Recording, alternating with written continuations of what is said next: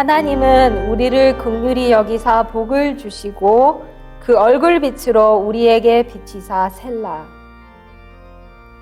주의 도를 땅 위에 주의 구원을 만방 중에 알리소서. 하나님이여 민족들로 주를 찬송케 하시며 모든 민족으로 주를 찬송케 하소서. 열방은 기쁘고 즐겁게 노래할지니 주는 민족들을 공평히 판단하시며 땅 위의 열방을 치리하실 것임이니이다. 셀라. 하나님이여 민족들로 주를 찬송케 하시며 모든 민족으로 주를 찬송케 하소서. 시편 67편 1절부터 5절에 주신 하나님의 귀한 시편 말씀입니다. 여호와께 피함이 사람을 신뢰함보다 나으며 여호와께 피함이 방백들을 신뢰함보다 낫도다. 시편 118편 8절 9절 말씀입니다. 또 그 비슷한 말씀을 시편 기자가 시편 다른 곳에서 또 기록하셨습니다. 방백들을 의지하지 말며 도울 힘이 없는 인생도 의지하지 말지니 그 호흡이 끊어지면 흙으로 돌아가서 당일에 그 도모가 소멸하리로다. 시편 146편 3절부터 4절의 말씀이었습니다. 그래서 하나님의 말씀에 하나님께서 계속 그분의 백성에게 하시는 말씀이 사람을 신뢰하는 사람은 뭐가 있습니까? 복이 있습니까? 화가 있습니까? 화가 있습니다. 이 사람을 신뢰하는 것이 또 이제는 이 방백들이란 곧 뭐예요?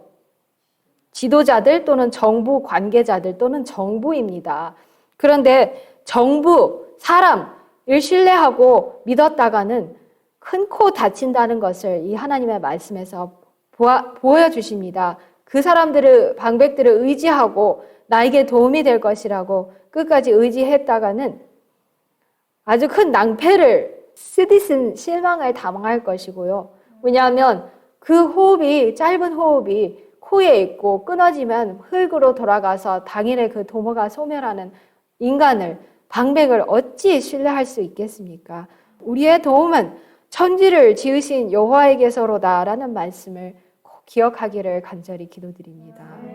그래서 오늘 COP26, 이것이 UN 기후변화회의 26회 총회 또는 회의라는 것이에요.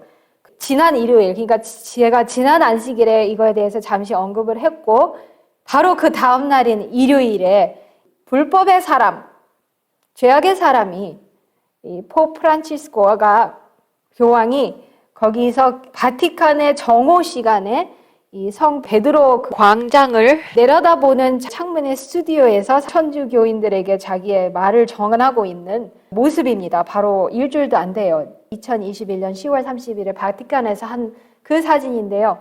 UN 그 26회차 기후변화회의에 대해서 온 땅이 이상히 여겨 짐승을 따랐다고 우리가 말씀에서 보지 않았습니까? 자기의 또 입김을 불어넣는 그런 말을 합니다. 그러면서 이 기후변화 회의에 대해서 무엇이라고 하냐면 지구의 부르짖음 그리고 가난한 이들의 부르짖음이 기후변화 회의에서는 꼭 지도자들의 귀에 들렸으면 좋겠다 이렇게 말을 전했다고 해요. 원래는 베네딕트 교황부터 베네딕트가 이 죄악의 사람의 전임자 라칭어라는 그 교황입니다. 그때부터 물론 기후변화 회의가 그와 비슷한 회의들이 92년부터 있었지만 이 라칭어 시대 때부터 교황들이 늘 기후변화 회의에 대한 자기들의 생각을 또 늘 자기들의 사상을 주입을 시켰다고 합니다. 그런데 원래는 항상 서신을 읽어주는 것으로 자기들의 생각을 전하는 것으로 대신했는데 원래 올해는 이 죄악의 사람이 직접 참석할 계획이었답니다. 그런데 갑자기 10월 8일 날 바티칸에서 취소를 해서 교황이 직접 몸으로 참석하지는 않고 자기의 대리를 보내서 기별을 전할 거라고 이렇게 했다고 해요. 근데 그 이유는 설명하지 않았지만 그 건강 상태가 좋지 않은 것 같아요. 그래가지고 대장 수술을 했다는 그런 말이 있대요. 그래서 아마 그래서 못 가지 않나 하고 사람들이 생각을 했는데 이렇게 말하면서 이 가난한 이들과 지구의 울부짖음이 제발 이 회의에서는 들리고 효과적인 대책과 답변들을 내놓아서 미래 세대들을 위한 든든한 희망을 안겨줄 수 있는 그런 결과가 있기를 바란다고 그렇게 입김을 불어 넣었습니다. 그래서 이 사람이, 여기 보이시는 이 사람이 11월 2일 날 회의 이틀째 날에 글래스고 스코틀랜드에서 이 피에트로 파롤린이라는 바티칸의 국무장관이래요. 이 사람이 바티칸의 국무장관이 교황을 대신해서 지금 교황의 메시지를 읽고 있는 사진을 보시고 계신 것입니다.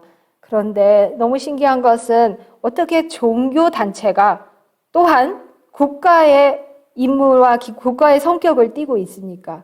물론 종교단체가 어떤 종교마다 다르겠지만 합회장이라든지 총무라든지 서기 이런 거는 있을 수 있지만 어떻게 교회라는 단체가 국무장관이라는 자리가 있을 수 있습니까?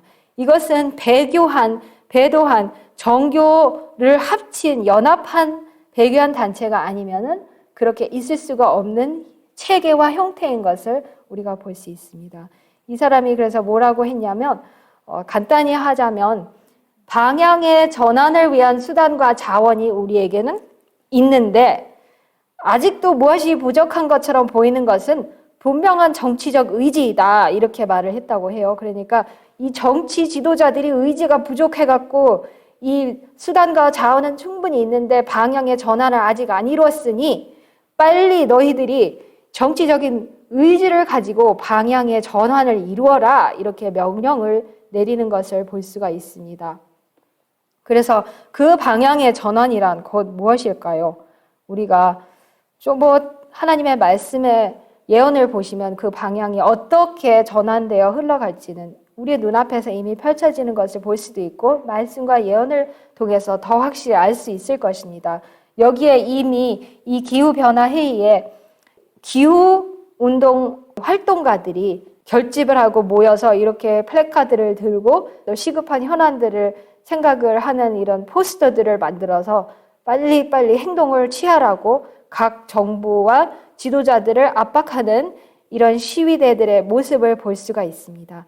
이런 기후 활동가들의 그 모습을 여기 보시면서 이들 중 많은 사람들이 특별히 이런 종교에 관련된 이런 단체들이나 기관들에서 왔다고 그렇게 뉴스에서도 전해진 것을 볼 수가 있어요. 그러면서 뭐라고 또 전하냐면 지금 우리 앞에 닥친 것은 환경적인 위기, 생태학적인 위기, 또 사회적인 위기가 이제는 보건의 위기와 더불어져서 엄청난 큰 규모로 또 인간의 권리를 위협하고 있는데 그렇기 위해서는 우리가 지금 올바른 결정을 잘 해가지고 이 사람들을 젊은이들을 위해서 그들이 희망과 신뢰를 가지고 미래를 바라볼 수 있게 해줘야 된다. 그래서 시급하게 용기 있게 책임감 있게 지금은 활동할 때이다라고 프란치스코 불법의 사람이 그렇게 명령을 지도자들에게 하였다고 합니다.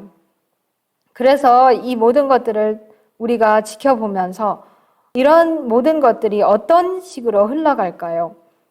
이거와 더불어서 우리는 또 한 가지의 세계에서 특별히 어느 한 나라에서 일어나고 있는 일련의 사건들을 주의 깊이 살펴보고 말씀과 함께 보아야 할 것입니다. 계시록 13장 11절에 보시면 내가 보매 또 다른 짐승이 땅에서 올라오니 새끼 양같이 두 뿔이 있고 용처럼 말하더라 라고 요한계시록 13장 11절에 말씀을 하셨습니다.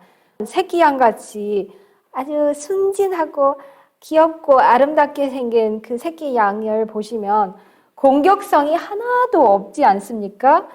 사람을 공격하리라고는 상상도 못하는 그런 어린 새끼 양이죠. 우리가 양한테 공격을 받는다고, 특별히 어린 양한테 공격을 받는다고 생각할 사람이 이 지구상에 없을 것입니다. 그래서 예언의 말씀을 빌리면 그 두 뿔 가진 이 새끼 양 같은 그 짐승은 어리고 순진하고 온순한 것 같이 보인다고 하였고요. 그 하나님의 말씀에 땅에서 올라온다는 것은 1798년에 올라온 미국의 성격을 적절히 묘사한다고 하였습니다. 성경에 보시면 물은 많은 백성과 나라와 이런 왕들 이런 거를 상징하지만 땅은 물의 반대이기 때문에 사람이 별로 살지 않고 또 정부의 형태나 이런 왕들의 형태가 없는 곳에서 올라온 한 국가를 의미합니다. 그런데 그 국가는 당연히 구세계에서는 볼 수가 없습니다. 거기는 예전부터 항상 사람이 많던 그런 땅이었기 때문이죠. 그런데 그렇지 않은 정반대의 그런 곳에서 나온 국가는, 왜냐하면 성경에서 짐승은 국가를 상징하기 때문에 오직 그 신세계에서 나온 미국밖에는 적절하게 그것에 맞는 표현과 또 상징을 한 나라가 없는 것입니다. 미국 외에는. 그래서 특별히 이렇게 미국이 하나님의 말씀의 예언대로 새끼양같이 온순하게 나왔는데요. 그래서 이 미국의 초기 지도자들이 이 정부를 세울 때 정치와 종교의 자유를 큰 기초로 삼는 정부를 세우기로 결심하고 그런 정부를 세웠는데 그 정부의 기초는 모든 사람은 평등하게 창조되었고 생명과 자유와 행복을 추구하는 데 있어서 남에게 양도할 수 없는 권리를 부여받았다는 큰 진리를 밝혀주는 독립선언서에 그 국가의 원칙이 명시되어 있었고요. 그 헌법, 그 미합중국의 헌법은 자치의 권리를 국민들에게 보증하고 있었어요. 그래서 일반 투표, 백성에 의해서 선출되고 투표에 된 사람들이, 이 백성의 대표자들이 법률을 제정하고 집행하는 그런 새로운 개념의 국가를 창설을 하도록 그렇게 하나님께서 그분의 계획 가운데 허락을 하셨습니다. 그 이전까지는 우리가 세계 역사를 보고 또 세계의 역사를 제대로 설명하는 하나님의 말씀의 역사를 볼 때 없었습니다. 물론 로마 시대에 비슷하게는 있었지만 그래도 로마 시대에도 황제가 있었고 다 있었어요.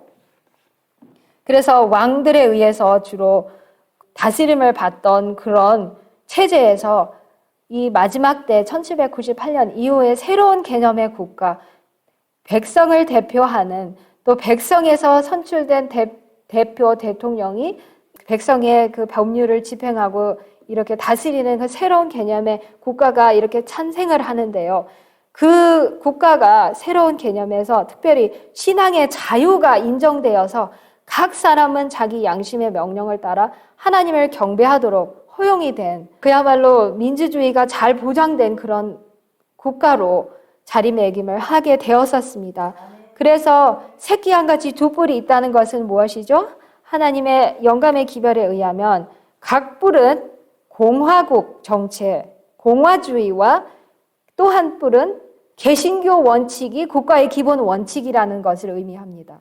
그리고 또한 이 정교가 분리되어야 된다는 것을 의미를 합니다. 이 뿔이 하나가 아니고 분리가 되었다는 것은 물론 공화주의와 개신교주의가 그 원칙이지만 이 둘은 늘 분리가 되어야 된다는 것을 분명히 명시를 하고 있는 하나님의 말씀의 상징입니다.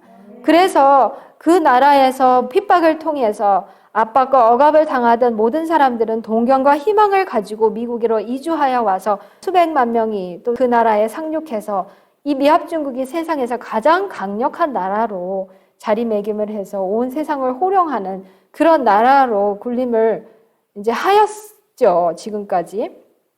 그래서 모든 나라들, 그 미국 이후로부터 이런 미국에 비슷하게 그 민주주의를 창립한 국가들은 비교적 번영을 하고 잘 살았습니다. 그것은 우리가 이 역사를 보고 이 모든 세계 정치사나 세계사를 보실 때 부인할 수가 없는 사실입니다. 그런데 그런 민주주의의 그런 또 발판이 또 어떤 기초가, 세 가지의 기초가 또 있냐면 이 하나님의 그 영감의 기별의 말씀대로 공화주의와 개신교 원칙이 두 뿔처럼 분명히 그 나라의 기초였는데 또 이 헌법이 제대로 된 국가는 헌법이 모든 것 위에 자리를 잡고 있습니다. 법이 가장 그 나라의 가장 높은 다스리는 원칙이에요. 대통령도 법 위에 있을 수 없고 국회의원도 또는 사법부도 법 위에 있으면 안 됩니다. 그 법의 지배를 받는 국가야만이 안정이 보장된 나라인데 그 질서를 벗어나서 대통령이 마음대로 법을 바꾸고 헌법을 엉터리로 또 악법으로 뜯어 고치고 국회의원이 마음대로 하고 사법부가 마음대로 그렇게 하는 나라들은 다 폭망이나 패망의 결과를 밟게 되는 것을 우리가 볼 수 있습니다. 그 헌법 아래 이 입법부라는 부분이 있고 행정부가 있고 또 사법부가 있습니다. 입법부란 국회가 있고요. 한국은 국회고 미국은 상하원이 있죠. 그리고 행정부는 대통령을 최고로 해서 그 밑에 총리라든지 또 각 부처의 장관들이 행정부가 되겠고 이제 사법부는 대법원이 되겠죠. 우리나라도 이런 상권 분립이 확실하게 돼 있고 어느 입법부나 행정부나 사법부도 서로를 견제를 하는 성격에서 이 법이 너무 치우치지 않도록 그것을 보호해주는 그런 역할을 하는데 이 또 그 미국 역사에서 이 또 미국 창시 지도자들의 또 한 지혜를 볼 수 있는 것이 이 입법부라 할지라도 양원으로 나눈 것을 볼 수 있습니다. 그 이유를 이따가 좀 다시 보여드릴 텐데요. 여기서 말씀드리고자 하는 흥미로운 사실은 미국 역사상으로 아마도 저는 100%라고는 확실을 할 수가 없지만 거의 확실시되는 사실인데 미국 역사상 처음으로 미국의 행정부, 사법부, 입법부가 있는데요. 거기 그 최고의 자리를 모두 카톨릭 신자들이 차지하는 것은 아마도 지금이 처음이라고 알고 있습니다. 왜냐하면 지금 대통령 조 바이든 행정부의 수장이 미국의 두 번째 카톨릭 대통령이고요. 미국 사법부의 최고 수장, 미국 연방 대법원의 대법관이 존 로버츠가 카톨릭 신자입니다. 또 미국의 지난주에도 보여드렸지만 이 여인 낸시 플로시라는 이 미국의 하원 의장이 이탈리계로서 아주 독실한 카톨릭계입니다.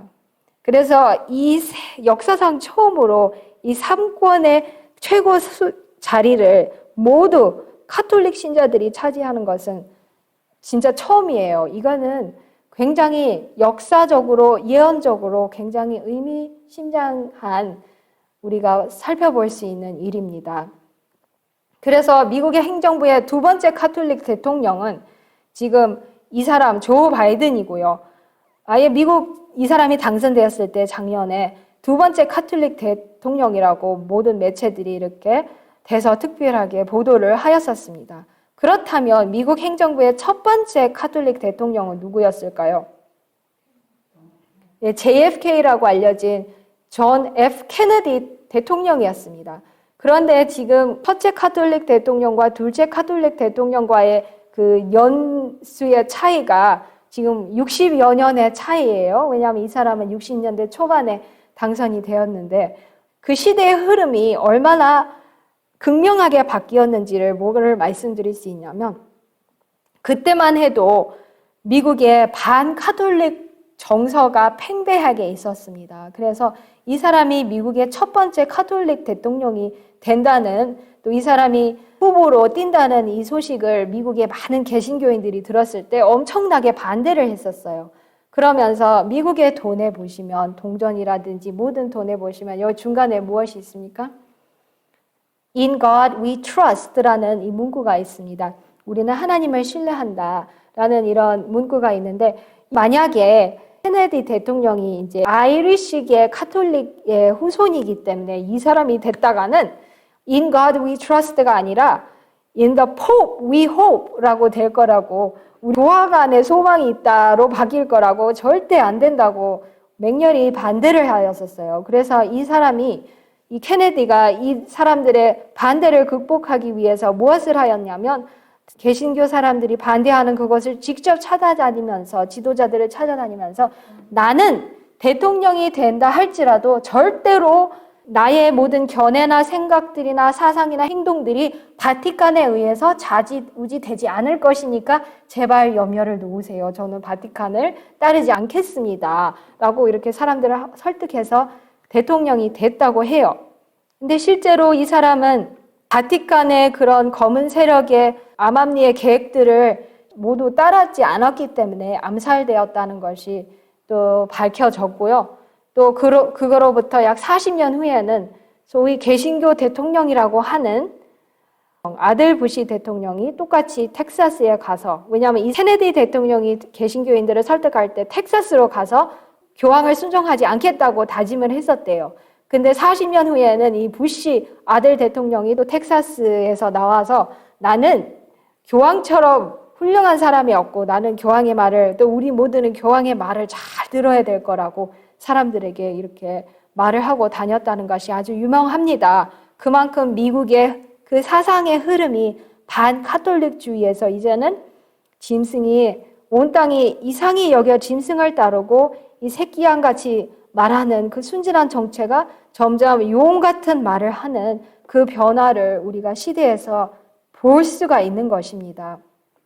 그것뿐만 아니라 미국의 권력, 이 사법부, 연방 대법원이 있지 않습니까? 여기서 그 모든 이 헌법과 관련된 또 그거와 연관된 이런 소송들을 최고로 결정하는 이 연방 대법원이 있는데요. 여기에 보시면 여기가 미국 사법부 현재의 연방 대법관들입니다. 총 몇 명이죠? 9명을 볼 수 있어요. 그런데 미국 연방 대법원 대법관들의 역사상 그동안 몇 명이 있었냐면 115명이 있었다고 해요. 미국의 평생 동안에 연방 대법관들이 115명 있었는데 미국 연방 대법관들은 종신제입니다. 대통령이 한번 후보를 정해서 상원과 하원의 청문회를 거쳐서 인준이 되면은 죽을 때까지 하는 것이 미국 연방 대법관들이기 때문에 그 나라의 그 헌법의 그 해석하는 그것을 참 오랫동안 이런 사람들에 의해서 그것이 유지가 되는 것을 볼 수 있는데, 이 115명 가운데 몇 명이 그동안의 카톨릭 신자들이었을 것 같습니까? 여기서 미국 연방 대법원 역사 동안에 115명이 재직하였는데 종신재직이죠. 이 중 15명이 로마 카톨릭 교인이었고 이 15명 중 6명이 현직입니다. 이거는 그래서 지금 연방 대법원의 대법관들의 3분의 2가 카톨릭 신자들이에요. 이 사람이 이 대법관, 최고 대법관이 1번, 그 다음에 이 사람 2번, 3번, 여기 맨 우측에 4번, 5번, 6번, 7번입니다. 이 뒤에 5, 6, 7번은 모두 트럼프 시대에 이 트럼프가 참 짧은 대통령 임기를 했지만 3명이나 대법관들을 임명할 수 있었던 것은 아주 흔치 않은 일이에요. 그렇게 짧은 재임 기간에. 근데 모두 카톨릭계를 임명을 했습니다. 이 5번과 6번은 아주 독실한 카톨릭 신자고 이 7번은 어렸을 때 카톨릭 신자였으나 지금은 이제 영국 성공회 계열인데 그것도 카톨릭이랑 거의 다름없는 그런 종교 체제인 것을 볼 수가 있습니다. 그래서 이 사람들이 내리는 이 헌법에 대한 정의와 소송에 관한 이런 판단이 나올 때 이 카톨릭과 관련되어서 그거를 내릴 수 있는 가능성이 엄청나게 높아진 것을 볼 수가 있어요. 왜냐하면 지금 미국 인구의 몇 %가 카톨릭일 것 같습니까? 지금 통계로는 20%가 카톨릭이라고 합니다. 그런데 미국 인구의 20%가 카톨릭인데 연방 대법원은 3분의 2가 거의 67%가 카톨릭이기 때문에 이것은 굉장히 미국의 모든 정책들이 카톨릭화로 갈 수 있다는 그 흐름을 우리에게 보여주는 것이에요. 이거와 관련된 또 흥미로운 사실이 어디에 일어났냐면 이 미국에서 이 대통령이 트럼프가 임명한 이 두 대법관이 카톨릭 신자인데 근데 이 바이든이 얼마 전에 모두 이 코로나 백신 의무화를 하지 않았습니까? 그래서 특별히 이 연방정부 직원들에 대해서 의무화를 추진을 했는데요. 그래서 이 메인 주 정부의 공무원들이 그중 얼마 사람들은 나는 종교적인 면책을 원해서 코로나 백신을 받고 싶지 않고 나의 직장을 유지하게 해주십시오. 그런데 메인 주가 허락을 하지 않으니까 대법원에 소송을 걸었습니다. 제발 나의 종교적인 면책권을 인정해 주십시오. 그런데 지난주 금요일인가요? 6대3으로 이들의 종교 면책권을 인정해달라는 그 소송을 기각을 하였고 거부를 하였습니다. 이건 참으로 그래서 이 두 카톨릭 트럼프가 임명한 이 대법관들이 거기에 그 스윙보트 그 결정권 하는 투표를 해주었어요. 그래서 종교 그것도 인정해주지 않고 이 사람들이 그래서 이 메인 정부의 공무원들이 종교 면책권도 받지 못하고 다 쫓겨나게 생겼습니다. 그래서 이것도 참으로 미국 대법원도 이 카톨릭 또는 이제는 종교 자유를 인정하지 않는 그런 흐름으로 가는 것을 볼 수가 있어요. 그리고 그거 말고도 이 미국 입법부는 마지막으로 세 번째 입법부가 이제 여기 보시면 왼쪽에 그 그림 그대로 상원이 있고 하원이 있습니다. 미국의 모든 법들은 상하원 모두를 통과해야 대통령한테 가서 사인을 받아서 통과가 될 수 있는데요. 이거는 아주 이상적인 공화국 민주주의 입법부의 체계예요. 왜냐하면 한국에서는 하나만 있기 때문에 다수 여당이 있으면 독주를 해갖고 견제할 수 있는 그 기능이 없는 거예요. 그런데 상원, 하원이 따로 있으면 어느 상원은 여당이 주류라 할지라도 하원은 야당이 주류가 될 수 있고 또 거꾸로 될 수 있기 때문에 서로를 견제하는 그런 역할을 또 더 한 번 할 수 있기 때문에 아주 이상적이고 지혜로운 그런 방법으로 미국 지도자들이 처음에 했는데 이마저도 이것이 무색하게 될 날이 곧 올 것입니다. 왜냐하면 여기에도 보시면 여기에 이제 117대 하원이라든지 이 미국 상원을 보시면 거의 60%가 개신교, 기독교고 24.5%가 카톨릭인데 그 중에서도 이제 빨간 쪽은 공화당, 파란 쪽은 민주당 계열이라는 것을 볼 수 있고 또 여기서도 하원도 54.5%가 개신교주의들이고 하원의 거의 31%가 카톨릭이라는 것을 볼 수 있어요. 그래서 이제 양쪽 이렇게 차지하고 있으니까 거의 뭐 80% 이상이 어쨌든 다들 교인이라고 자처하는 그런 미국 하원과 사원의 그것을 볼 수가 있습니다. 새끼양과 같은 독불과 용과 같이 말하는 소리는 그 표상하는 나라가 공언하는 바와 실제적 행동이 놀라울 만큼 모순됨을 가리킨다.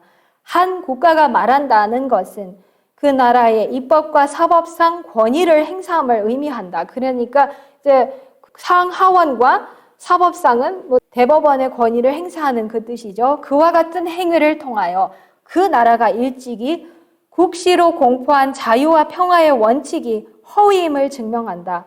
용처럼 말하고 먼저 나온 짐승의 모든 권세를 쓴다는 예언은 그 나라가 일찍이 용과 포범과 같은 짐승으로 표상된 나라들이 나타낸 편협한 정신과 박해의 정신을 드러낼 것을 명백히 예언하고 있다. 그리고 이 두 뿔 가진 짐승이 땅에 거하는 자들로 처음 짐승에게 경배하게 하니 곧 죽게 되었던 상처가 나은 자라고 한 말은 이 나라가 법원권에게 경의를 표하게 할 어떤 도를 강요하는 일에 그 권위를 행사할 것을 나타낸다라고 대쟁투 책 442쪽에 말씀을 하셨습니다. 그래서 아무리 양처럼 말을 한다 할지라도 곧 자기가 정한 자유와 평화의 원칙, 헌법의 원칙을 무시하고 취소하고 법원권에게 경의를 포기하게 될 것인데 그 권력을 어떻게 행사할 것이냐? 물론 행정부와 입법부와 사법상의 권위를 행사함으로 그렇게 곧 용처럼 이미 말하고 있고요. 더 심하게 말할 것을 우리에게 나타내고 있습니다. 우리가 살면서 가끔 이런 말을 한 사람을 만났어요. 미국이 나중에 곧 일요일 협령을 내리고 이렇게 전 세계적인 이런 일이 일어날 것이다 말하니까 어떤 사람은 제 몇 사람 봤어요. 절대로 그런 일이 일어날 수 없다고 고개를 흔들면서 절대 절대 있을 수 없다고 말하는 사람을 몇 사람 본 적이 있습니다. 그것은 성경도 하나님의 말씀도 예언도 모르기 때문에 하는 말이고요. 또 시대의 흐름도 모르기 때문에 하는 말이고, 우리가 말씀과 시대의 흐름, 예언을 볼 것 같으면 분명히 현재 우리 눈앞에서 일어나고 있습니다. 그래서 이 얼마 전에 2021년 10월 28일 불과 일주일 전에 Pew Research Center라는 이 교단과 관련된 이런 거를 리서치하는 센터가 있는데 무엇을 연구를 하였냐면 미국에서 생각보다 많은 사람이 정교 분리를 반대하기보다는 옹호를 한다라는 연구 결과를 발표를 하였습니다. 불과 일주일 전에 발표를 한 거예요.